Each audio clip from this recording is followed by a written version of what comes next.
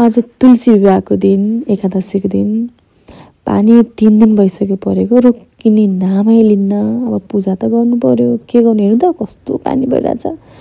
अनि टक्क फलाममा आइडिया लगाएर छाता उडाएर ल हेर्नु देख्नुभयो कस्तो मजाले छाता उडाइदिए। अब यति बजी त मजाले पूजा गर्न पाइयो, आफू बिचरा भए पनि।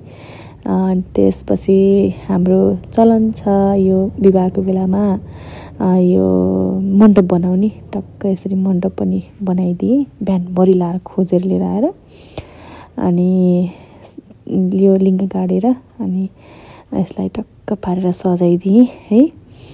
कस्तो आनन्द आउने के, मलाई त एकादशी अति नै मनपर्छ। अनि भित्र गएर बिहान माझेर आएको भाँडाहरू टक्क रेडी पार्दै अनि माला हुने। भजनमा जान हतार हतार भइरहेको थियो, हतार गरेर माला पनि एउटा हुने। त्यसपछि भगवानलाई चाहिने आफूले सकेको जति त्यो मूल दियो रेडी पारे। त्यसपछि यो तिल पनि रेडी पारे। त्यसपछि जौहरू अनि अबिर केसरी अनि जल, यो चाहिँ मेन डोरमा ढोकामा। अनि यो चाहिँ शङ्ख घण्ट अनि अब कन्दमूल भन्छ नि, अब यो सकरखण्डहरू। अनि अब विष्णुलाई चढाउने पहेँलो अनि देवीलाई चढाउने रातो होइन घुङ्गट आज उडाउने, बिहाको दिन उडाउने। म रेडी पार्दैछु अब आफूले सकेको, आफूले जानेको, आफूले बुझेको। अनि त्यसपछि यो चाहिँ जौतिल राख्ने पानी, यो चाहिँ फ्रुट्स ड्राई फ्रुट्सहरू भगवानलाई चढाउनलाई, यो चाहिँ विष्णु लक्ष्मी। यस्तै गरिकन यो चाहिँ आरतीको लागि रेडी पारे। त्यसपछि जे सम्झिन्छु त्यही है। अब यो गणेश त झन् थपना गर्न परिहाल्यो। त्यसपछि मूल बत्तीको साइडमा 4वटा दियो, तामाको दियो रेडी पारे। अनि मेरो छोराले भिडियो चाहिँ बनाउँदैछ के, जस अलिअलि सपोर्ट गर्छ है। साइडमा कफी ल्याएर राखिदियो, मामु कफी आइस भनेर। खाने भ्या छैन है, भजनमा जानु ढिलो भइसक्यो। त्यसपछि त्यो आरतीको लागि धुप भइहाल्यो अनि फुलहरू रेडी पारे। अनि यस्तै गर्दा त छिटो कफी खानु के भन्छ है, खाने भ्या छैन। त्यसपछि दुध चढाउनु भन्छ नि त आज। अनि दुध पनि सानो भाँडा छ कि दुध चढाउनलाई, त्यहाँ टक्क दुध पनि राखेँ। त्यसपछि जल पनि राखेँ। अनि यस्तै अब बाहिर धेरै पूजा गर्नलाई पनि छैन कि, ठाउँ पनि धेरै छैन किन पानीले गर्दाखेरि। अनि त्यसपछि पूजा गर्नलाई म अब बाहिर जाँदैछु। कफी सेलाइरहेछ, खाएकै छैन, खानै भ्याएकै छैन है।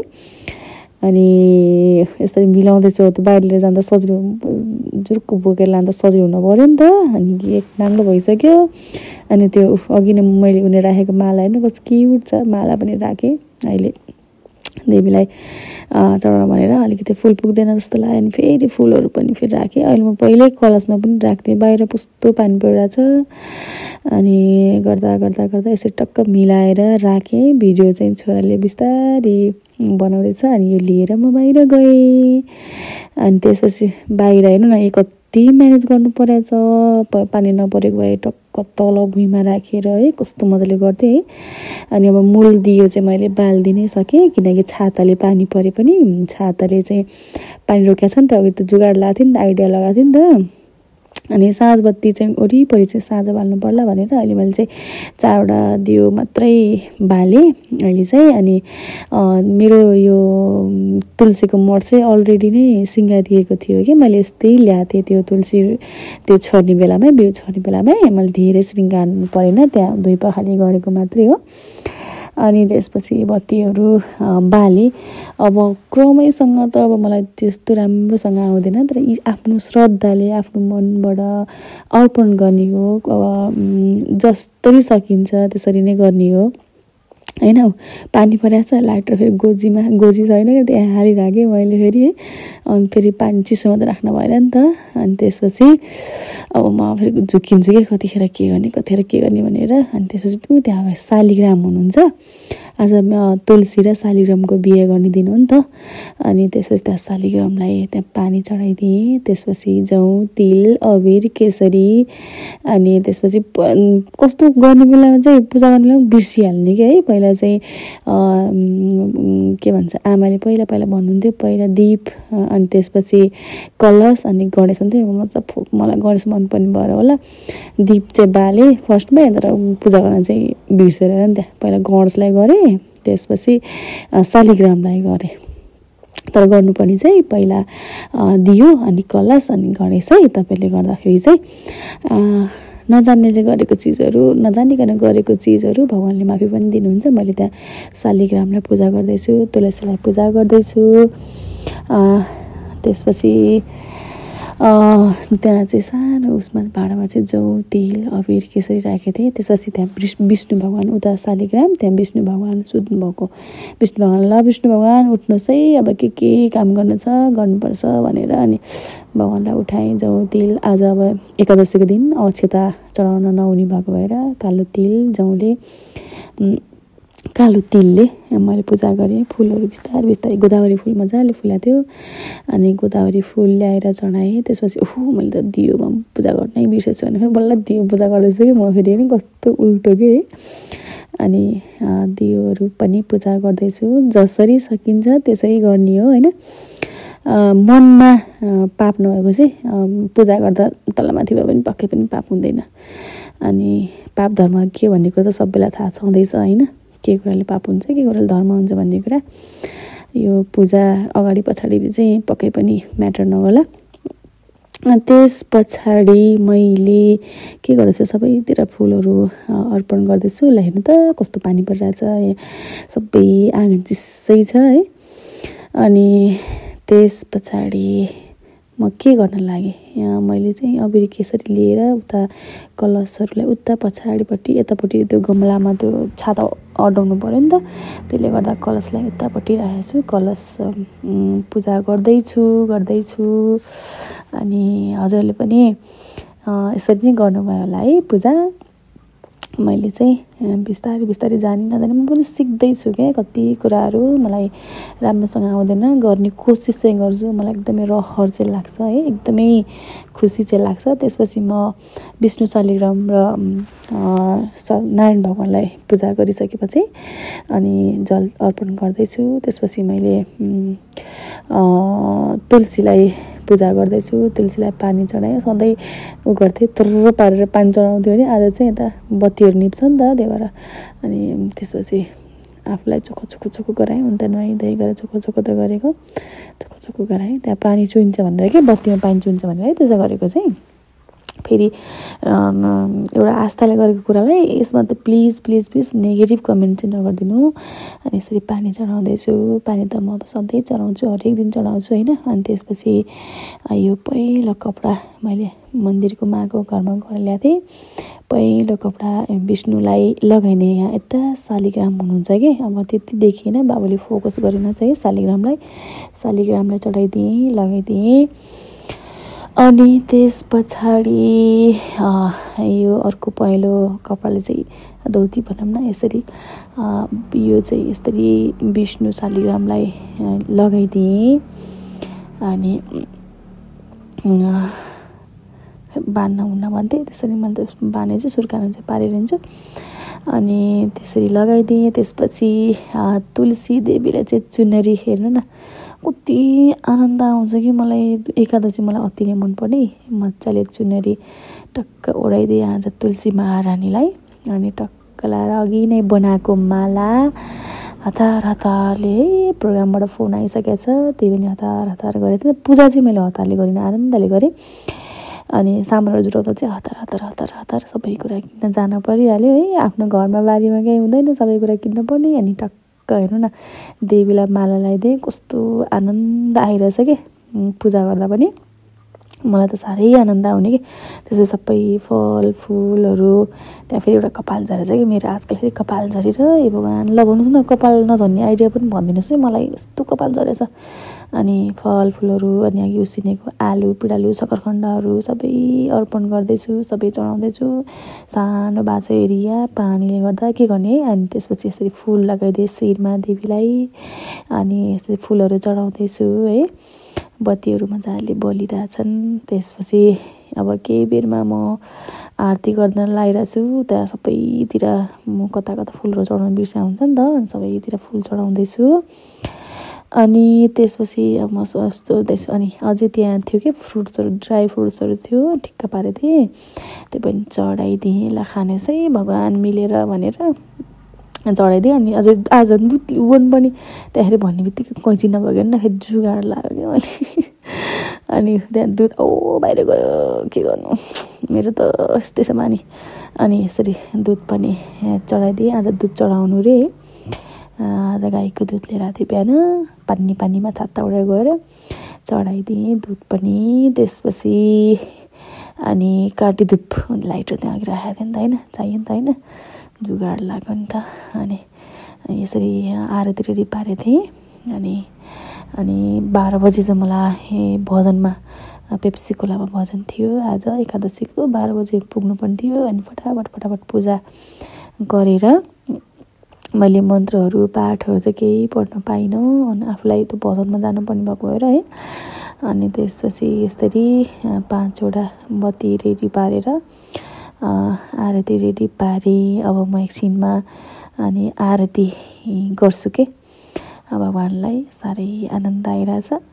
मेरो भिडियो हेरेर हजुरलाई पनि पक्कै पनि आनन्द आयो होला। यो वर्ष कसरी गर्नुभयो, अर्को वर्ष यसरी नै गर्नुहोस्। मैले जस्तो जाने जस्तो सके त्यस्तै गरेछु। मेरो भिडियोलाई हेरेर एकदम इन्जोय गरिदिनुहोस्। मैले आरती पनि दिइसकेँ भगवान्जीलाई। मौसम हेर्नु न कति कुल एक हिसाबले त रमाइलो पनि छ मौसम है। अनि त्यसपछि चारैतिर घुमेर आरती पनि गरेँ। अब मैले भित्र पूजा गरेको, मेन डोरमा पूजाहरू गरेको चाहिँ मैले देखाउन असफल भएँ, असमर्थ भएँ। त्यसको लागि एकदम क्षमा प्रार्थी छु। मैले बाहिर आज तुलसीलाई पूजा गरेको मात्र देखाएँ हजुरहरूलाई। अनि त्यसपछि तुलसीलाई आरती गरेको उता देखाउँदैछु। अनि आफ्नो आँखा पनि सेकेँ। त्यसपछि मैले जे जानी नजानी कसो गरेँ, के गरेँ, जे गरेँ एउटा शुद्ध मनले चोखो मनले अर्पण गरेको छु। म खुसी भएर लिनुहोस् है भनेर मैले नमस्कार पनि गरेँ, दर्शन पनि गरेँ है।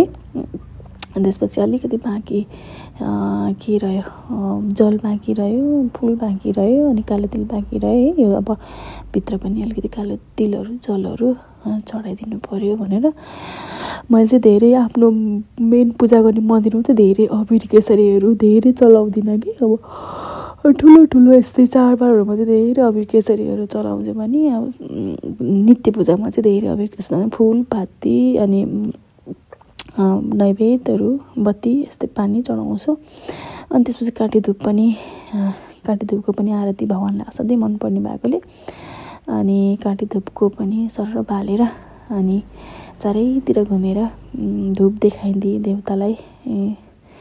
ल खुसी भएर बस्नुहोस् है भनेर। हेर्नु न कस्तो एक हिसाब त कति क्युट पनि देखिरहेको छ कि छाता ओढेर। अब बिहाको बेलामा त बेहुलालाई छाता ओढाइदिनु परिहाल्यो नि, होइन अब ट्याक्कै त्यस्तै भने जस्तो। अनि यसरी हेर्नुहोस् है, मैले नजिकबाट जुम गरेर सिनेमेटिकबाट खिचेर तपाईँलाई देखाइदिँदैछु। अनि यसरी नै मैले आजको बिहानको नित्य पूजा सकाएँ। अब म भजनमा जाने तयारीमा यति सकेपछि फेरि अब हतार छ फेरि भजनमा जानलाई। सबैजना कुरेर बस्नु भएको छ, कतिखेर आउनुहुन्छ भनेर आज फेरि आमाको घरमा पेप्सी खोलामा आमाको घरमा भजन छ। अति नै माया गरेँ। ल हेर्नु है त, आउनु बित्तिकै मेरो बाबा आउनुभयो, ल हेर्नुहोस् त कति राम्रो भयो, उता हेर्नुहोस् त भनेर कति माया गर्नुहुन्छ। उता इन्द्र गुरुहरू अब दिदीबहिनीहरू आउँदै हुनुहुन्छ। एकादशी भजन मण्डली भजन त्यो आयोजना गर्नुभएको आमाले आज। अनि यसरी अब उहाँ चाहिँ गुरु अनि तबलिस्ट भाइ, उहाँ पनि कोटसरको गुरु हुनुहुन्छ। अनि ल अब भजन गाउने है भनेर उहाँले टिका फुल माला प्रसाद यताउता गर्नुभयो है। चिसो मौसम थियो।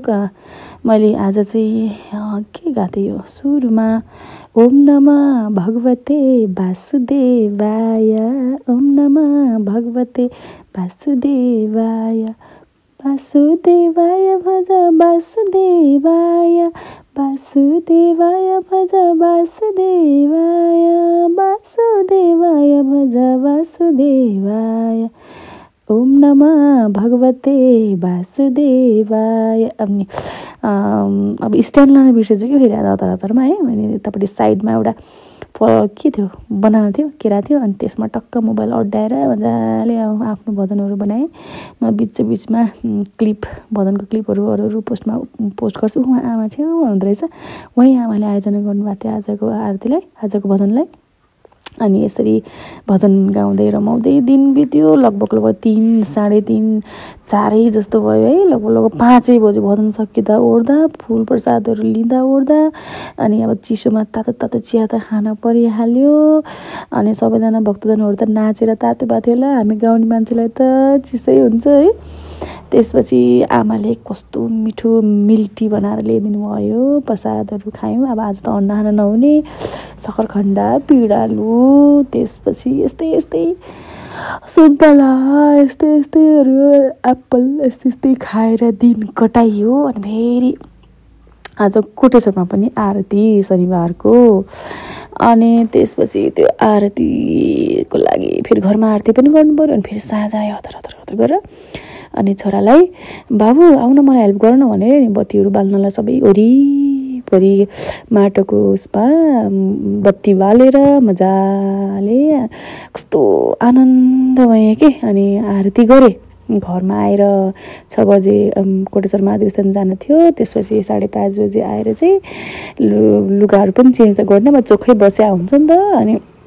अनि आरती मजाले आरती देखाइदिएँ, आरती गरेँ ओरेँ।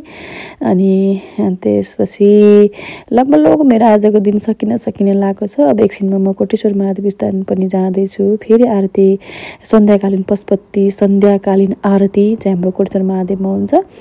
अनि हाम्रो घरको आरती, आजको आरती सकाएँ। कृष्ण भगवानको आरती गाउँदै गाउँदै है। अनि खुसी हुँदै रमाउँदै आज मजाले आरती गरेँ मैले है।